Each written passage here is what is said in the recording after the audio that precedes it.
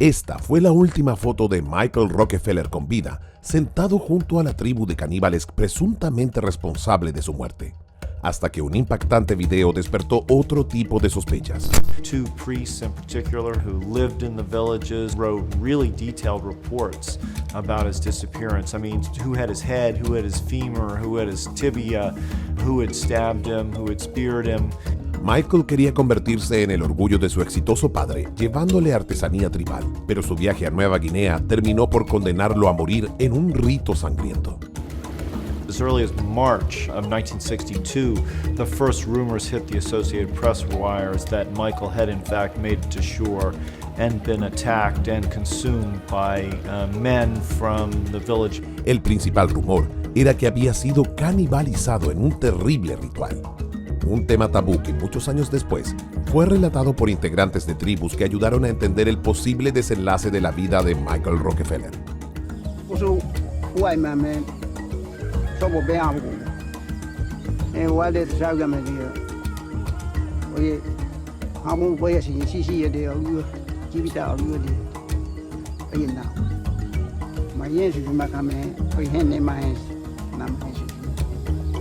Michael era el diferente de su familia, hijo del gobernador de Nueva York y uno de los hombres más poderosos de Estados Unidos. Desde pequeño quiso buscar nuevas fronteras. No le importaban mucho los negocios ni la política. Era un alma aventurera y estaba dispuesto a todo por adentrarse en las tribus más salvajes de Oceanía. Y esa sed fue la que terminó por convertirse en su fin. Michael Rockefeller had graduated from Harvard and immediately signed up to be the sound technician on a film in the highlands of New Guinea, an ethnographic film about the Dani. During a break in the filming, he went to the coast, inhabited by people called the Asmat, who were amazing artists.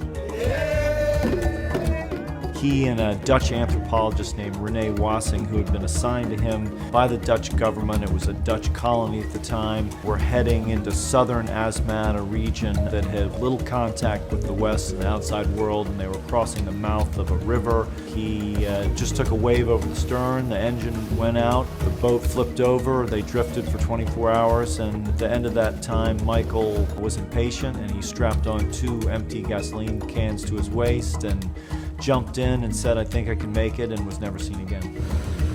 La desaparición de Michael se convirtió en un completo misterio. La principal teoría era que se había ahogado antes de conseguir ayuda, pero con el tiempo se habló de algo mucho más oscuro, un desenlace que dejó a todos aterrorizados. Los rumores decían que se lo habían comido los propios aldeanos que fue a visitar. I was bothered by consistent reports that he had been killed in retribution for a Dutch raid that had taken place. And we found hundreds and hundreds of pages of documents that had never been seen before. 2 priests in particular who lived in the villages wrote really detailed reports about his disappearance. I mean, who had his head, who had his femur, who had his tibia, who had stabbed him, who had speared him, and they had filed those reports to their superiors in the Dutch government and the Catholic Church. Hasta el lugar llegaría incluso su padre, Nelson Rockefeller, con la esperanza de encontrar a su hijo con vida. Pero claro, no había nada que hacer. No existía rastro alguno. Y básicamente, el único legado que dejaría Michael sería la enorme colección de artesanía que le envió a su papá. The particular collection that we're standing in front comes from New Guinea. This is the one that was made by my son, Michael C. Rockefeller, who lost his life in the process of making the collection for the Museum of Primitive Art. It is the one area of the world where there was still in existence today a Stone Age people. Sin embargo, años más tarde el relato tuvo un giro realmente inesperado y que abrió aún más especulaciones sobre la desaparición. Un metraje capturado 8 años después del trágico momento revelaría que Michael nunca habría muerto, sino que se hizo parte de una de las tribus oceánicas. When I found Milt's footage and went through it electronically, a frame at a time, I saw an extraordinary thing. A National Geographic photographer named Malcolm Kirk took some amazing footage. Malcolm Kirk was there and he films this Asmat armada that's going by quickly, just like this. So there must have been 600, 800, 1,000 warriors directly toward the camera, shaking their spears and chanting and shooting off ceremonial arrows, which may be ceremonial, but they're still sharp. In the midst of this appears paddling, stark naked, an obviously Caucasian man dressed in hazmat feathers, paddling his spear paddle alongside 10 or 20 of his hazmat fellows. Hazmats are very dark-skinned Melanesian people. There is no mistaking this Caucasian person amongst them. He's wearing a beard. Hazmats do not wear beards. Is it possible this is Michael Rockefeller? Well, we don't know. The film is very grainy. He's a small figure in a large frame.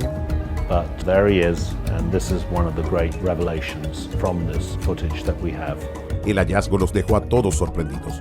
Pero claro, solo era una teoría, porque una imagen así era muy, pero muy difícil de investigar y sacar conclusiones claras.